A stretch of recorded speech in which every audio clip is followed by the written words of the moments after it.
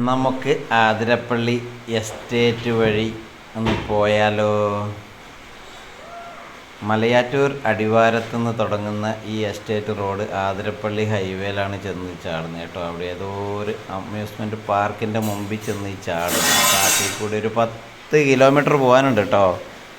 ഇതാ എസ്റ്റേറ്റിലേക്ക് കയറി കഴിഞ്ഞിട്ടാകുമ്പം കാണുന്ന 100 ഏക്കർ പൈനാപ്പിൾ കൃഷിയാണ് കേട്ടോ. 100 ഏക്കർ ആവുമല്ലോ പൈനാപ്പിൾ കൃഷി ചെയ്തേക്കുന്ന ഈ കാണുന്നത്. ഇത് കംപ്ലീറ്റ് ഫെൻസിങ് അടിച്ച് നിർത്തിയേക്കുവാണ്, ആനകൾ കയറാതിരിക്കാൻ വേണ്ടിയിട്ട്. ആ വേലി കാണുന്നത് കംപ്ലീറ്റ് ഫെൻസിങ് ആണ്, കറണ്ടിൻ്റെ സോളാർ ഫെൻസിങ്. കടൽ പോലെ കിടക്കുന്ന പൈനാപ്പിൾ തോട്ടത്തിലൂടെ നമ്മൾ ആതിരപ്പള്ളിയെ ലക്ഷ്യമാക്കി ഇങ്ങനെ യാത്ര തിരിച്ചതാണ് കേട്ടോ. ഈ പൈനാപ്പിൾ തോട്ടം കണ്ടു കഴിഞ്ഞാൽ നമ്മൾ വണ്ടി നിർത്തി ഒരു വീഡിയോ ഒക്കെ എടുക്കാൻ ഉറപ്പായിട്ടും തോന്നും. പക്ഷേ ഇവിടെയൊന്നും അത്രയ്ക്ക് ധൈര്യത്തോടുകൂടി വാഹനങ്ങൾ നിർത്താനൊന്നും പറ്റില്ല. വന്യമൃഗങ്ങളുടെ അതിരൂക്ഷമായ ശല്യം ചില സമയങ്ങളിലുണ്ട്. ആന, കരടി, കാട്ടുപോത്ത്, മ്ലാവ് ഇതൊക്കെ വിഹരിച്ച് നടക്കുന്ന സ്ഥലമാണ്. കാലടി മലയാറ്റൂർ അടിവാരത്തുനിന്ന് ആതിരപ്പള്ളിക്കുള്ള ഈ ഷോർട്ട് വഴി. ആ വണ്ടി കണ്ടോ? ആ വണ്ടി നിറച്ച് പൈനാപ്പിൾ ചെടിയായിട്ട് വരുന്നതാണ് കേട്ടോ. ഇത് എവിടുന്നോ കൊണ്ടുവന്ന് നട്ട് പിടിപ്പിക്കുന്നതാണ് പൈനാപ്പിൾ ചെടി. 100 ഏക്കർ പൈനാപ്പിൾ ചെടി എന്നൊക്കെ പറഞ്ഞു കഴിഞ്ഞാൽ നിങ്ങൾ ആലോചിക്കുക, എത്ര വലിപ്പത്തിലുണ്ടാകും ആ ഏരിയ മുഴുവൻ. അതാണ്. അത് കഴിഞ്ഞ് പിന്നെ നമ്മൾ പ്ലാന്റേഷൻ്റെ അകത്തേക്ക് അങ്ങ് കയറി.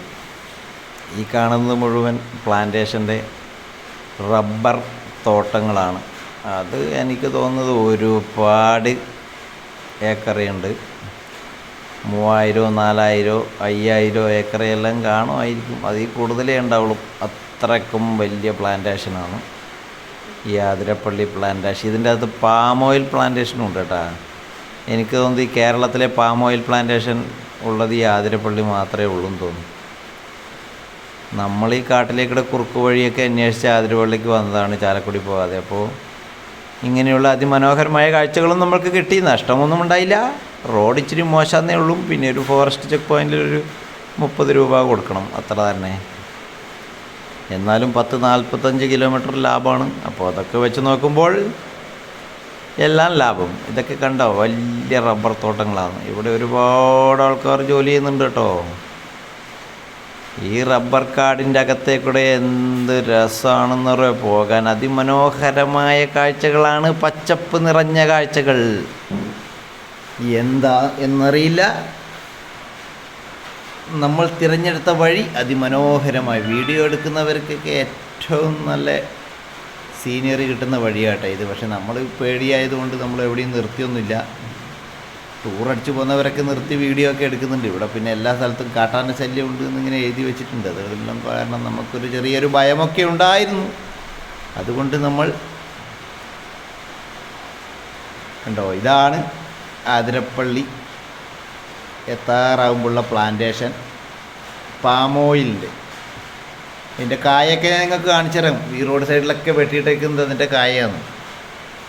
അത് കളക്ട് ചെയ്യാൻ വേണ്ടിയിട്ട് ആ പ്ലാന്റേഷൻ്റെ വണ്ടി വരും. ഒരു വണ്ടിയുണ്ട്, പിക്കപ്പ് വണ്ടി. അത് വന്ന് ഇങ്ങനെ എടുത്തെടുത്ത് പോകുന്നുണ്ടെങ്കിൽ ഒരു കൗതുകത്തിന് ഞാനത് നിർത്തി. അതിൻ്റെ അടുത്ത് നിർത്താൻ പാടില്ല എന്നൊക്കെ അവിടെ ബോർഡൊക്കെ കണ്ടിന്. പക്ഷേ എന്നാലും ഒരു കൗതുകത്തിന് നമ്മളെ നാട്ടിൽ ഇങ്ങനെയൊരു സാധനം കണ്ടപ്പോൾ അതിൻ്റെ അടുത്ത് ഇറങ്ങിയതേ കാണുന്ന കുരുവായതാണ് പാമോയിലായിട്ട് പിഴിഞ്ഞ് വരുന്നത് കേട്ടോ.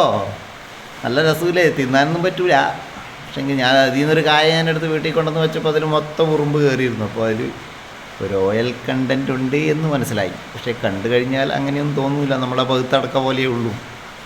എന്നാലും അതിമനോഹരമായ കാഴ്ച. അങ്ങനെ നമ്മൾ ആതിരപ്പള്ളി എത്തി കേട്ടോ. ചെക്ക് പോയിൻറ്റിൽ നിന്ന് ടിക്കറ്റൊക്കെ മുറിച്ച് അതിൻ്റെ അടുത്തുള്ള വ്യൂ പോയിൻറ്റിൽ പോയി ഒരു വീഡിയോ ഒക്കെ എടുത്ത്. ആതിരപ്പള്ളിയുടെ ദൂരദർശിനി വ്യൂ പോയിൻ്റ് ആയിരുന്നു കേട്ടോ. ദൂരദർശിനി വ്യൂ പോയിൻ്റ്, മല കയറുന്നവർക്ക്. അങ്ങനെ നമ്മൾ ആതിരപ്പള്ളി ഗേറ്റൊക്കെ കടന്ന് നമ്മൾ ഉള്ളിലേക്ക് കയറിയപ്പോൾ എന്തേ കിടക്കുന്ന അമ്മയും കുഞ്ഞും കൂടി അടി കഴിയുന്നു ഭക്ഷണത്തിന് വേണ്ടി. അതിന് കുഞ്ഞു മക്കളെ നിങ്ങൾ കണ്ട, നമ്മുടെ മങ്കിക്കുട്ടികളാ. ഇതിനെല്ലാം കാണണ്ടെങ്കിൽ അവിടെ തന്നെ പോകണം. ഒരു പേടിയില്ലാതെ അവിടെ നിൽക്കുക. ഇഷ്ടം പോലെയുണ്ട്. ഫോണ്, മൊബൈൽ, ഭക്ഷണം എല്ലാം അടിച്ച് മരത്തുമ്പോൾ കയറും. അതുകൊണ്ട് സൂക്ഷിക്കുക. അപ്പോൾ അമ്മയെയും കുഞ്ഞിനെയും കണ്ട് നമ്മൾ നേരെ കുന്നിറങ്ങി താഴെ പോയി. നമ്മൾ വിചാരിച്ചു ആതിരപ്പള്ളി വെള്ളച്ചാട്ടം നല്ല അടിപൊളി സ്ഥലത്തായിരിക്കും. പക്ഷേങ്കിൽ ഈ കുന്നിറങ്ങി നമ്മൾ അവിടെ എത്തുമ്പോഴേക്ക് നമ്മളെ പരിപ്പും പണ്ടോളും കേട്ടോ. പിന്നെ ഇതിൻ്റെ നടുക്കിൽ കൂടെ കുറച്ച് ദൂരമൊക്കെ വണ്ടിയൊക്കെ പോകുന്ന കണ്ടു. ഒരു 1.5 ഇറക്കമാണ്. വെള്ളച്ചാട്ടത്തിൻ്റെ താഴത്തേക്ക് പോകുമ്പോൾ വലിയ കുഴപ്പമൊന്നും ഉണ്ടായില്ല. പക്ഷേങ്കിൽ ഇത്രയ്ക്കും വലിയൊരു ഇറക്കവും കയറ്റമാണെന്ന് നമ്മൾ ഒരിക്കലും വിചാരിച്ചിട്ടില്ല. വളഞ്ഞ് പൊളഞ്ഞ് തിരിഞ്ഞ് പോകുന്ന വഴി. ഇത് കാട്ടാനൊക്കെ മുകളിലായിട്ട് കയറാതിരിക്കാൻ വേണ്ടിയിട്ട് ഫെൻസിങ് ആണ് കേട്ടോ. അതുകൊണ്ട് ഇവിടെ എല്ലാം മൃഗശല്യം ഉള്ളതുകൊണ്ട് ഈ ഫെൻസിങ് എല്ലാ സ്ഥലത്തും ഉണ്ടാവും. രാത്രി ഓണാക്കുന്നേ ഉള്ളൂ. ഈ ഈറ്റയൊക്കെ തിന്നാൻ വേണ്ടി ഈ കാടിറങ്ങി വരും കൊമ്പൻ. ഇതാണ് ആതിരപ്പള്ളിയുടെ താഴത്തെ ഭാഗം. എങ്ങനെയുണ്ട്? വെള്ളമെല്ലാം കുറവാണ്. വെള്ളച്ചാട്ടം മഴ പെയ്ത് കഴിഞ്ഞാൽ ഇതിൻ്റെ മുകളിൽ നിന്ന് മുഴുവൻ വെള്ളം താഴെ ചാടും. ഈ പാറയുടെ മുകളിൽ നിന്ന് മുഴുവൻ വരും. അന്നേരം അടിപൊളി വെള്ളച്ചാട്ടമാണ്. ഇപ്പോൾ ഇല്ല. ഇപ്പം ഒരു ആന മൂത്രയിക്കുന്ന പോലത്തെ ചെറിയൊരു ഇതാണ്. പക്ഷേ ആതിരപ്പള്ളി ചാട്ടം മഴയെല്ലാം പെയ്തിട്ട് അടിപൊളിയാകുന്നു ഇന്നെല്ലാം പോയി വിചാരിച്ചിട്ട് അങ്ങനെ പോയതാണ്. എന്തായാലും കുഴപ്പമൊന്നുമില്ല. വീഡിയോ ഒക്കെ കാണുമ്പോൾ നിങ്ങൾക്കൊക്കെ ഇഷ്ടപ്പെടും. ഒരു മാസം കൂടി കഴിഞ്ഞിട്ട് പോയി ഒരു 15-20 ദിവസം കൂടി നല്ല മഴ പിടിച്ചിട്ടാകുമ്പോൾ പോയാൽ മതി പോകുന്നവർ ആതിരപ്പള്ളിക്ക്. എന്നാലേ കാണാൻ ഭംഗിയുള്ളൂ. വലിയ ചുമ്മാ പൈസ വെറുതെ നഷ്ടം.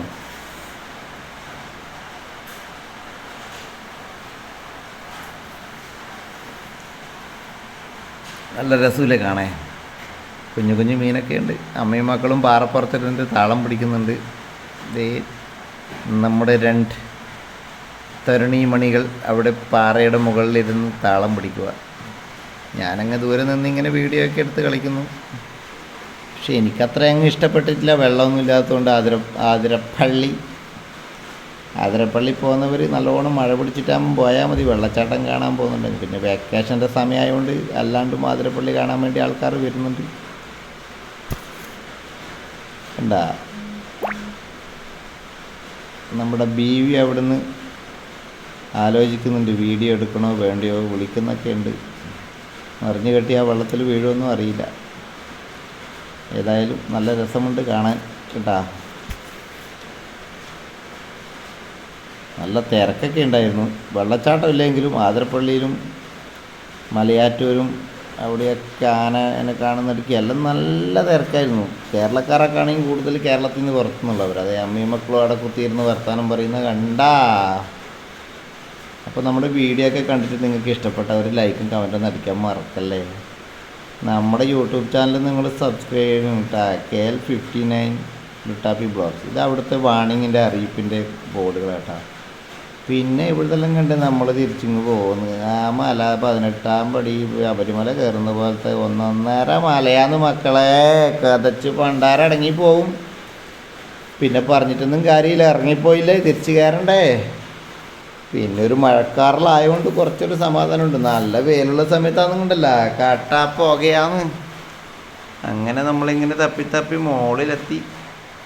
ഈ പാറയെടുക്കുന്നതാണ് ആ വെള്ളച്ചാട്ടത്തിലേക്ക് വെള്ളം. പുഴയാണ് കേട്ടോ ഇത്. ആതിരപ്പള്ളി പുഴയാണ്. ആതിരപ്പള്ളി പുഴ. കുരങ്ങച്ചാരിങ്ങനെ നോക്കിയിരിക്കുന്നുണ്ട്. അവന് ഞാൻ 2 കപ്പ ചിപ്സൊക്കെ കൊടുത്തിരുന്നു. അവനതൊക്കെ തിന്ന് ആസ്വദിച്ചിങ്ങനെ നിൽക്കുന്നുണ്ടായിരുന്നു. ഇവിടെ മുകളിൽ നിറയെ ആൾക്കാരുണ്ട്, കുളിക്കുന്നുണ്ട്. നമ്മൾ പിന്നെ അട്ടേനൊക്കെ പേടിച്ചിട്ട് അങ്ങോട്ട് അധികം പോയില്ല. സാനിറ്റൈസറൊന്നും കൈമിലുണ്ടായിട്ടില്ല അട്ടേനെ കളയാൻ വേണ്ടിയിട്ട്. അപ്പോൾ എങ്ങനെയുണ്ട് നമ്മുടെ video? Athirappilly Adivaram to Athirappilly views എങ്ങനെയുണ്ട്? നിങ്ങൾക്ക് ഇഷ്ടപ്പെട്ട നമുക്കൊരു ലൈക്കും കമൻറ്റെല്ലാം തരണം കേട്ടാ. ഷെയർ ചെയ്യാൻ പറ്റുന്നവരെല്ലാം ഷെയർ ചെയ്യണം. പിന്നെ ഇത് കുറച്ച് വലിയ വീഡിയോ ആണ്. അപ്പോൾ നിങ്ങൾ മുഴുവനായിട്ട് കാണണം കേട്ടാ. അപ്പോൾ എല്ലാം പറഞ്ഞതുപോലെ നമുക്ക് വീണ്ടും കാണാം. Tata, bye bye.